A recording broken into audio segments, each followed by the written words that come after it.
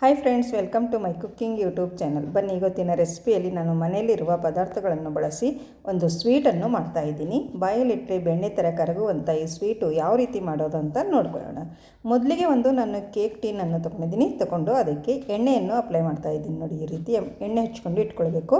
ಎಣ್ಣೆ ಅಥವಾ ತುಪ್ಪ ಯಾವುದಾದ್ರೂ ಒಂದನ್ನು ಹಚ್ಕೊಳ್ಳಿ. ಮತ್ತು ಈ ರೀತಿ ಒಂದು ಸ್ವಲ್ಪ ಬಟರ್ ಪೇಪರ್ ಇದ್ದರೆ ನೀವು ಬಟರ್ ಪೇಪರ್ ಇಟ್ಕೊಂಡು ಅದಕ್ಕೂ ಕೂಡ ನಾವು ಇಲ್ಲಿ ಎಣ್ಣೆಯನ್ನು ಹಚ್ಕೊಳ್ಬೇಕು. ಬಟರ್ ಪೇಪರ್ ಇದ್ದರೆ ಹಚ್ಕೊಳ್ಳಿ, ಇಲ್ಲಾಂದರೆ ಒಂದು ಸ್ವಲ್ಪ ಪುಡಿ ಹಿಟ್ಟು ಕೂಡ ಉದುರಿಸ್ಕೊಂಡು ಇಟ್ಕೊಳ್ಬೋದು. ನಾನು ಈ ಸ್ವೀಟ್ ಮಾಡುವುದಕ್ಕೆ ಮೊದಲಿಗೆ 1 ಬಟ್ಟಲಾಗುವಷ್ಟು ಹುರಿಗಡಲೆಯನ್ನು ತೊಗೊಂಡಿದ್ದೀನಿ. ನೋಡಿ, ಇದಕ್ಕೆ ನಾವು ಹುರಿಗಡಲೆ ಅಂತಲೂ ಕರಿತೀವಿ ಮತ್ತು ಪುಟಾಣಿ ಅಂತಲೂ ಕರಿತೀವಿ. ಇಲ್ಲಿ ಒಂದು ಮಿಕ್ಸಿ ಜಾರನ್ನು ತೊಗೊಂಡು ಅದಕ್ಕೆ ಹಾಕೋತಾ ಇದ್ದೀನಿ. ಮತ್ತು ಸೇಮ್ ಅಳತೆಯಲ್ಲಿ ಸಕ್ಕರೆ ಕೂಡ ನಾನಿಲ್ಲಿ ಹಾಕೋತಾ ಇದ್ದೀನಿ. ಮತ್ತು 2 ರಿಂದ 3 ಏಲಕ್ಕಿ ಹಾಕ್ಕೊಂಡು ನಾವು ಇವಾಗ ಇದನ್ನು ಮಿಕ್ಸಿ ಮಾಡ್ಕೊಂಡು ಬರಬೇಕು. ಎಷ್ಟು ಸಾಧ್ಯನೋ ಅಷ್ಟು ನೈಸಾಗಿ ಪೌಡ್ರ್ ಥರ ಮಾಡ್ಕೊಳ್ಬೇಕಾಗುತ್ತೆ. ಈ ರೀತಿ ನಾನು ಮಾಡ್ಕೊಂಡು ಬಂದಿದ್ದೀನಿ. ನೋಡಿ, ಈ ರೀತಿ ಹಿಟ್ಟಿನ ಥರ ಆಗಬೇಕು ಪೌಡ್ರು. ಇವಾಗ ಇದು ಒಂದು ಸೈಡಲ್ಲಿ ಇಟ್ಕೊಂಡು ಇಲ್ಲಿ ಸ್ಟವ್ ಮೇಲೆ ಒಂದು ಪ್ಯಾನನ್ನು ಇಟ್ಕೊಂಡಿದ್ದೀನಿ. ಅದಕ್ಕೆ ಯಾವ ಬಟ್ಟಲಿನಿಂದ ನಾನು ಹುರಿಗಡಲೆ ತೊಗೊಂಡಿದ್ದೀನೋ ಅದೇ ಬಟ್ಟಲಿನಿಂದ ಅರ್ಧ ಬಟ್ಟಲಾಗುವಷ್ಟು ತುಪ್ಪವನ್ನು ತೊಗೋತಾ ಇದ್ದೀನಿ. ನೋಡಿ, ತುಪ್ಪ ಒಂದು ಸ್ವಲ್ಪ ಬಿಸಿ ಆದಮೇಲೆ ನಾವು ಇಲ್ಲಿ ಪೌಡ್ರ್ ಮಾಡಿ ಇಟ್ಟುಕೊಂಡಿರುವ ಹುರಿಗಡಲೆ ಪೌಡ್ರನ್ನು ಇದಕ್ಕೆ ಹಾಕ್ಕೊಳ್ಬೇಕು. ಗ್ಯಾಸು ಲೋ ಫ್ಲೇಮಲ್ಲಿ ಇಟ್ಕೊಂಡು ನಾವು ಈ ತುಪ್ಪದಲ್ಲಿ ಈ ಪೌಡ್ರನ್ನು ಮಿಕ್ಸ್ ಮಾಡ್ತಾ ಹೋಗಬೇಕು. ನೋಡಿ, ಈ ರೀತಿ 1 ನಿಮಿಷ ಅಥವಾ 2 ನಿಮಿಷದವರೆಗೆ ನಾವು ಇದೇ ರೀತಿ ಮಿಕ್ಸ್ ಮಾಡ್ತಾ ಹೋದಂತೆ ಈ ರೀತಿ ಆಗುತ್ತೆ. ನೋಡಿ, ಇನ್ನೂ ಸ್ವಲ್ಪ ತುಪ್ಪ ರಿಲೀಸ್ ಹಾಕೋತಾ ಬರುತ್ತೆ. ಇದು ಸಾಫ್ಟಾಗಿ ಬರುತ್ತೆ. ನೋಡಿ, ಈ ರೀತಿ ನೋಡಿದ್ರೆ ಫ್ರೆಂಡ್ಸ್ ಎಷ್ಟೊಂದು ಚೆನ್ನಾಗಿ ಸಾಫ್ಟ್ ಆಗಿದೆ ಅಂತ. ಈ ರೀತಿ ಆಗುವವರೆಗೂ ನಾವು ಗ್ಯಾಸನ್ನು ಆನಲ್ಲಿ ಇಟ್ಕೊಳ್ಬೇಕು. ಇವಾಗ ಗ್ಯಾಸನ್ನು ಆಫ್ ಮಾಡಿಕೊಂಡು ಮತ್ತೆ ನಾವು ಇದೇ ರೀತಿ 1-2 ನಿಮಿಷದವರೆಗೆ ಇದೇ ರೀತಿ ನಾವು ಚೆನ್ನಾಗಿ ಮಿಕ್ಸ್ ಮಾಡ್ತಾ ಹೋಗಬೇಕು. ಕೇವಲ ಇದೇ 5 ನಿಮಿಷದಲ್ಲಿ ಆಗುವಂಥ ಈ ಸ್ವೀಟ್ ರೆಸಿಪಿ ಅಂತಲೇ ಹೇಳ್ಬೋದು.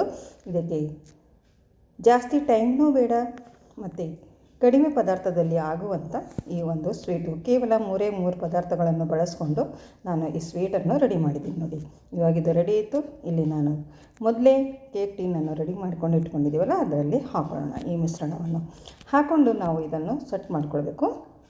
ಒಂದು ಸ್ವಲ್ಪ ಈ ರೀತಿ ಒಂದು ಸ್ಪೂನ್ ಅಥವಾ ಈ ಕಡ್ಚಿಯಿಂದ ನಾನು ಈ ರೀತಿ ಸೆಟ್ ಮಾಡ್ಕೊತಾ ಇದ್ದೀನಿ.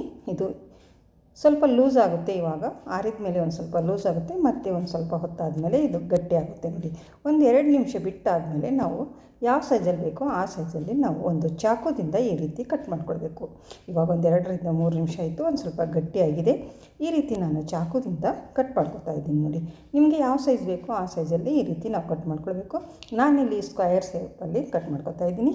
ನೋಡಿ ಫ್ರೆಂಡ್ಸ್, ಈ ರೀತಿ ಕಟ್ ಮಾಡ್ಕೊಂಡಾದಮೇಲೆ ಮತ್ತೆ ನಾವು ಒಂದು 5 ನಿಮಿಷದವರೆಗೆ ಬಿಡಬೇಕಾಗುತ್ತೆ. ನೋಡಿ, ಚೆನ್ನಾಗಿ ಸೆಟ್ ಆಗೋದಕ್ಕೆ ಒಂದು 5 ನಿಮಿಷ ಟೈಮ್ ತಗೊಳುತ್ತೆ. ನೋಡಿ, ಇಲ್ಲಿ 5 ನಿಮಿಷ ಆಯಿತು. ನಾನು ಇವಾಗ ನಿಮಗೆ ತೋರಿಸ್ತಾ ಇದ್ದೀನಿ. ಇವಾಗ ಒಂದು ಪ್ಲೇಟಲ್ಲಿ ಡಿಮೋಲ್ಡ್ ಮಾಡ್ತಾಯಿದ್ದೀನಿ. ನೋಡಿದ್ರೆ ಫ್ರೆಂಡ್ಸ್ ಎಷ್ಟೊಂದು ಚೆನ್ನಾಗಿ ಬಂದಿದೆ ಅಂತ ನೋಡ್ಕೊಳ್ಬೋದು. ನೋಡಿ, ಈ ಬಟರ್ ಪೇಪರ್ ಹಾಕಿರೋದ್ರಿಂದ ಅಂಟ್ಕೊಳ್ಳೋದಿಲ್ಲ, ಚೆನ್ನಾಗಿ ಎದ್ದು ಬರುತ್ತವೆ. ಅದಕ್ಕೋಸ್ಕರ ನಾನು ಬಟರ್ ಪೇಪರ್ ಹಾಕಿದ್ದೀನಿ. ನೋಡಿ, ಎಷ್ಟೊಂದು ಚೆನ್ನಾಗಿ ಬಂತು ಅಂತ ನಮ್ಮ ಈ ಸ್ವೀಟು ಹುರಿಗಡಲೆ ಸ್ವೀಟ್ ಅಂತ ನೋಡ್ಕೊಳ್ಳಿ. ಸೂಪರ್ ಆಗಿರುವ ನಮ್ಮ ಈ ಸ್ವೀಟ್ ರೆಡಿ ಆಯಿತು. ಬಾಯಲ್ಲಿಟ್ಟರೆ ಬೆಣ್ಣೆ ಥರ ಕರಗುವಂಥ ಸ್ವೀಟ್ ಅಂತಲೇ ಹೇಳ್ಬೋದು. ನೀವು ಒಂದು ಸರ್ತಿ ಮನೆಯಲ್ಲಿ ಮಾಡಿ ನೋಡಿ, ತುಂಬಾ ಇಷ್ಟಪಟ್ಟು ತಿನ್ನುವಂಥ ಸ್ವೀಟು. ನಾವು ಚಿಕ್ಕವರಿದ್ದಾಗ ಅಂಗಡಿಯಲ್ಲಿ ತಂದು ತಿನ್ನುವಂಥ ಸ್ವೀಟು ರೆಡಿಯಾಗಿದೆ. ನೋಡಿ, ಚಿಕ್ಕವರಿಗೂ ದೊಡ್ಡವರಿಗೂ ಎಲ್ಲರಿಗೂ ಇಷ್ಟ ಆಗುವಂಥ ರೆಸಿಪಿ ಅಂತಲೇ ಹೇಳ್ಬೋದು. ನೋಡಿ, ಐ ಹೋಪ್ ಇವತ್ತಿನ ವಿಡಿಯೋ ಇಷ್ಟ ಆಗಿದೆ ಅಂತ ಅನ್ಕೋತೀನಿ. ಇಷ್ಟ ಆದರೆ ಒಂದು ಲೈಕ್ ಮಾಡಿ, ಕಮೆಂಟ್ ಮಾಡಿ ಮತ್ತು ಈ ರೆಸಿಪಿಯನ್ನು ನಿಮ್ಮ ಫ್ಯಾಮಿಲಿ ಆ್ಯಂಡ್ ಫ್ರೆಂಡ್ಸಿಗೆ ಶೇರ್ ಮಾಡಿ. ಮತ್ತೆ ಸಿಗೋಣ ಮುಂದಿನ ವಿಡಿಯೋದಲ್ಲಿ. ಓಕೆ, ಬಾಯ್ ಬಾಯ್.